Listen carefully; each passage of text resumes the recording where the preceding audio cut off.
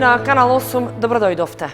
Советот на општина Кочани го усвои заклучокот да побара од владата да биде повлечена и поништена одлуката за изградба на мини хидроцентрала на Мала река. При тоа беше даден разумен рок од 4 недели за одговор на барањето, а не беше прифатен предлогот од опозицијата да се организира референдум. Тони Ајтонски ги има деталите. Советот на општина Кочани на 62-та седница донесе заклучок да поднесе барање до владата за повлекување и поништување на одлуката за давање концесија за изградба на мини хидроцентралата на Мала река кај браната градче. Во дискусиите на советниците беше нагласено дека градењето таков или сличен објект негативно ќе влијае врз животната средина и ќе го наруши водниот баланс во една од притоките на вештачката акумулација. Во образложението на писменото барање исто така се нагласува дека се прифатени реакциите од поединци од Сдруженија на граѓани во општината кои јавно се произнесоа дека се против изградбата на мини хидроцентрала. Заклучокот на Советот не беше донесен едногласно, откако претходно не беше прифатен предлогот на опозицијската советничка група да се организира референдум. Ке поднесам како координатор на советничка група да се оди на референдум со локалните избори, затоа што тогаш ќе бидат спазени сите можности, општината нема да сноси последици, правната служба можеби ќе има работа во наредните 20 дена или до излегување во службен вестник да го ангажира и да го спроведе до Државната изборна комисија, а дали ќе има ефект или нема, ќе каже времето. Јас само сум запознает со сите постапки на референдуми и јас дискутирав уште пред година време дека по принципот на Валандово, Богданци и Гевгелија референдум кој што беше успешен, исто немаше ингеренции. Знам дека истиот референдум е паднат на Уставен суд, меѓутоа знам и дека рудникот за злато Казан дол ли беше, не се гради. Референдумот е исто што и едногласна одлука на Советот, бидејќи ние не се сомневаме дека граѓаните различно мислат. Ние сме убедени дека граѓаните мислат дека не треба да има хидроцентрала. И тука не треба да го спореме тоа. Прашањето мое кон вас е зошто да има референдум. Знаеме дека сите се против референдум, сите се против изградба на хидроцентралата. Еве, има референдум, сите се против изградба на хидроцентралата. И треба да платиме плюс трошоци за референдум. На крајот пак ќе се сведе со еден документ да биде препратено до владата дека граѓаните на референдум изразија незадоволство од изградба. Истиот предлог заклучок кој што денеска го формулиравме и ќе го пуштиме до владата. Советниците го прифатија предлогот да се даде разумен рок од 4 недели за одговор од владата во врска со барањето. При тоа во заклучокот беше нагласено да се прошири опфатот на целиот заштитен предел на Осоговските планини. Мислам дека имаме еден адут повеќе ако ја прошириме точката, бидејќи местата каде што се планира заклучок, местата каде што се планираат други мини хидроцентрали, фактички се во склопот на заштитениот предел на Осоговските планини. Така да ова место дека што сега се планира е на границата на заштитеното подрачје. А додека голема река целата е заштитено подрачје. Значи таму мислам би било нонсенс да се дава документ за градба на хидроцентрала или било што во ова заштитено подрачје. Инаку со ова сега ние што го правиме, заштедуваме барем 2 месеци време, бидејќи како што реков преска и резултатите од референдумот ќе бидат само една виза повеќе за да го направиме ова што сега го правиме. Барањето на Општинскиот совет за повлекување и поништување на одлуката за концесија на мини хидроцентралата деновиве ќе биде доставено до владата. Од Министерството за животна средина пак информираа дека во моментот се води постапка за повлекување на концесиите и раскинување на договорите со инвеститори на мини хидроцентрали на Шар планина. Од таму рекоа дека немаат податок дали и планираниот објект на Мала река ќе се најде на владиниот список. По неколку неделниот застој, изведувачот на градежните работи продолжи со реконструкцијата на градскиот парк и околината на Центарот за култура Бели Мугри во Кочани. Целата инвестиција чини околу половина милион евра, што се обезбедени од буџетот на локалната самоуправа на Кочани. Реконструкцијата на паркот во Кочани добива на динамика. Деновиве активностите се насочени кон средување на целата инсталација што ќе биде подземна. Се врши вкопување на телефонската и електричната мрежа, а за наводнување на зеленилото ќе се вгради водоводен систем капка по капка. Представници од надлежните служби го решаваат и напојувањето со струја за сите нови елементи што се предвидени со проектот за парковско уредување. Паркот во Кочани почнува да го менува ликот, особено со дислокација на бистите на Љупчо Сантов и Раде Кратовче, за кои е изграден нов постамент што ќе го замени постојниот. Стручните служби оцениле дека досегашното решение е дотраено и со уништена мермерна облога. Бистите на кочанските првоборци ќе бидат исчистени и поставени на источната страна од влезот на Центарот за култура Бели Мугри. Со тоа ќе се отвори нов сценски простор пред културната институција. Во тек се и работите за подземниот дел на фонтаната што ќе се најде во централниот дел на паркот. Со гранитни нелизгави плочки ќе биде поплочена површина од 5420 квадратни метри на потегот од мостот кај шопинг центарот кон Пролет па се до двојниот мост. Паркот во Кочани ќе добие современо обликувана урбана опрема, како и информативно пано со мултимедијален екран. Бетонското гледалиште од северната страна на Центарот за култура Бели Мугри ќе биде отстрането, а ќе се уреди постојниот паркинг во непосредна близина. Со реконструкцијата на паркот ќе се оформи осмислен простор како шеталиште, што во себе ќе има привлечни содржини и треба да нуди различни можности за посетителите. Изведувач на градежните работи е фирмата Исток Мермер, а рокот за завршување на градбата е 6 месеци. Реализирани повеќе од 200 проекти. Од задолжена и унакажена општина со голем број незапочнати проекти и нерешени проблеми, успеавме општина Виница да ја вратиме на вистинскиот пат. Речен на прес пред медиумите и јавноста, градоначалникот на општина Виница Ивица Димитров. Тој даде отчет за сработеното во изминатиот 4-годишен мандат. По 4 години откако градоначалникот Ивица Димитров ја доби довербата на граѓаните и ја презеде функцијата градоначалник на општина Виница, на прес и отчет пред јавноста го презентираше сработеното во својот 4-годишен мандат. Наближуваат скоро 4 години откако ја доби вашата поддршка и ја презедов функцијата градоначалник на општина Виница. По тој повод сакам да ви се обратам и да го презентирам сработеното кој го ветив пред 4 години. Сакам да ви се заблагодарам за поддршката која ми ја дадовте и за довербата која имавте во мене. За возврат на тоа, јас заедно со тимот околу мене и Советот на општина Виница работевме отчетно, транспарентно и неуморно сите овие 4 години, реализирајќи повеќе од 200 проекти. Од задолжена и унаказана општина со многу незапочнати проекти и нерешени проблеми успеавме Виница да ја вратиме на вистинскиот пат. Ви ветив дека за мене зборот е збор, ветувањата се вистина, а вистината е реалност која имавме во нашата општина, за што говорат овие 80 страници на отчетот. Основната задача на која се обврзавме беше подобрување на животот на граѓаните, како во градот, така и во населените места.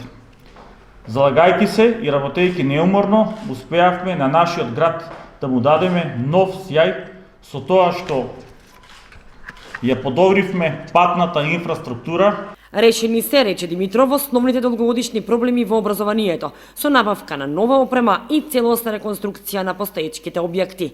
Изградена е социјална стамбена зграда за вдомување на 36 социјално ранливи семејства. Проширена филтер станицата во Виница со поврзување на селото Лески со Виничкиот водовод.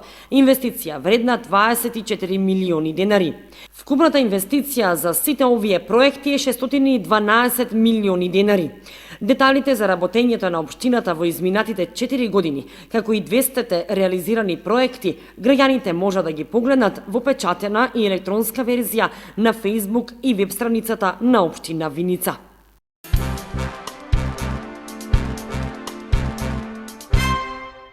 Просветните работници се подготвуваат за почеток на учебната година со физичко присуство. Училиштата низ земјата ги чекаат учебниците, а во тек се и обуките за наставниците кои ќе предаваат според новата образовна концепција. Активно се дистрибуираат учебниците за прво оделение, а до четврток училиштата ќе ги добијат и учебниците за четврто оделение. На една недела пред почетокот на учебната година, во некои училишта се уште недостасуваат учебници, а наставниците кои ќе им предаваат на учениците од прво и четврто одделение, кои ќе учат според новата образовна концепција, се уште посетуваат обуки за промените во наставната програма. Она што засега е сигурно, дека учебната година ќе започне со физичко присуство за сите ученици. Онлайн настава е можна само во средните училишта во Тетово и Гостивар, на барање на кризниот штаб заради лошата епидемиолошка состојба во споменатите градови. Министерката за образование и наука Мила Царовска информираше дека активно се дистрибуираат учебниците за прво одделение, а до четврток училиштата ќе ги добијат и учебниците за четврто одделение. Училниците се опремени со смарт табли за да можат да имаат и дополнителна мултимедија покрај онаа со учебниците. Царовска сообщи дека во тек е и дистрибуцијата на таблетите за оние ученици за кои што училиштата пријавиле дека се од социјално ранливи категории, а ќе може да си ги подигнат од училиштата. Изготвен е и правилникот за постапување на основните училишта за реализација на воспитно-образовниот процес со физичко присуство на учениците во учебната 21-22 година. Протоколот е донесен од владата и е официјално објавен. Првиот ден од наставата задолжително започнува со упатства за учениците за тоа како правилно и безбедно да се однесуваат. Училиштето за влез и излез на учениците ги става во функција сите влезови на училишната зграда. Влегување во училиштето е дозволено само со задолжително користење на заштитна маска и дезинфекција на рацете за сите вработени ученици. За време на големиот одмор носењето на маски на отворен простор не е задолжително, но со почитување на потребното растојание меѓу учениците. На секој влез од училиштето, учениците ги пречекува дежурен наставник, кој му помага на ученикот да ги дезинфицира рацете со дезинфекционо средство. На сите вработени и учениците пред влезот на училиштето им се мери телесна температура со безконтактен топломер. Во случај на зголемена телесна температура над 37,4 не се дозволува влез на ученикот во училиште и родителот се упатува на консултација кај матичниот лекар на ученикот. Употребата на тоалетите се организира на начин што ќе овозможи присуство на помал број ученици и запазена дистанца. Доколку се потврди дека ученик е заболен од COVID-19, се известува епидемиолошката служба во Центарот за јавно здравје, која итно треба да направи анкета со наставниците и учениците за проценка на степенот на ризик врз основа на контактите кои ги имале.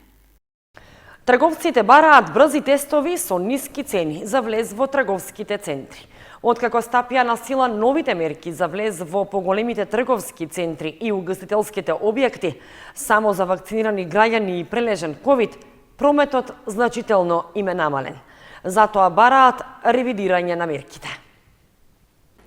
Угостителите и туристичките работници реагираат за рестриктивните мерки што ги донесе владата по препорака на Комисијата за заразни болести. Повторно укажаа дека трговските центри се речиси празни, дека нивната посетеност во споредба со минатиот месец е намалена за 60%, како и дека бележат пат на прометот за 40%. Бизнис секторот укажува дека мерките се преостри, дека се донесени без најави, но и без консултации со нивни представници. Според трговците, можеби треба да се размисли за нова мерка. Посетителите во затворените молови да влегуваат со негативен брз тест, како во поголемите европски земји. Во спротивно, ако мерките не се ревидираат, дуќаните ќе почнат да размислуваат за клуч наврата. Трговските центри, како што посочија, не може да сносат вина за ниските стапки на вакцинирање од една страна и за масовноста и агресивноста на Делта сојот и се поголемите бројки на заразени од друга страна. Пред 2 дена реагираше и Стопанската комора за туризам, предупредувајќи дека новите ковид мерки ќе го усложнат патувањето и ќе го отежнат престојот на македонските граѓани во странство. Комората побара измена на условите за влез во државата на македонските граѓани кои ќе бидат упатени во домашна изолација, да им се дозволи во рок од 24 часа да извршат тестирање во домашна лабораторија и доколку имаат негативен резултат, да бидат ослободени од самоизолација. Заменик председателот на владата заложен за економски прашања Фатмир Битики одговори дека не може да се меша во одлуките на Комисијата за заразни болести и за сега остануваат во сила сите мерки на влезот во угостителските и во другите затворени објекти да биде со сертификат за вакцина или со доказ за прележан ковид не постар од 45 дена. Тој смета дека дополнителното ПЦР тестирање во овој момент нема да го зголеми бројот на посетители, зашто сите се свесни дека тоа е општ проблем во општеството и дека луѓето не се склони да го трошат своето време во угостителските објекти и здравјето им е пред се. И додаде дека ќе биде првиот што ќе подржи лицата кои прележале ковид пред 6 месеци да ги посетуваат угостителските објекти во моментот кога Комисијата за заразни болести ќе каже дека тоа е возможно.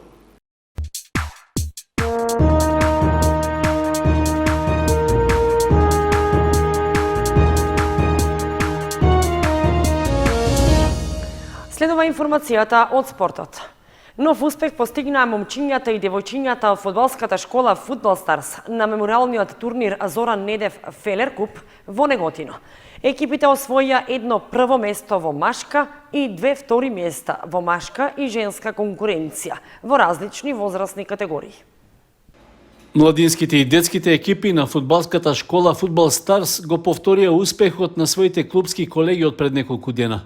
На мемориалниот турнир Зоран Недев во Неготино тие освоија 2 втори и едно прво место. Златните медали на турнирот им припаднаа на момчињата од генерацијата 2013-та, кои беа убедливо најдобри во својата возрастна категорија.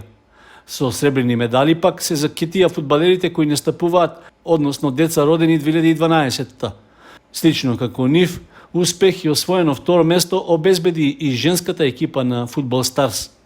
Одличната игра што ја покажаа нашите најмлади фудбалери и фудбалерки на градскиот стадион во Неготино им овозможи да го продолжат победничкиот поход што го започнаа момчињата од генерацијата 2011-та, кои исто така го освоија првото место.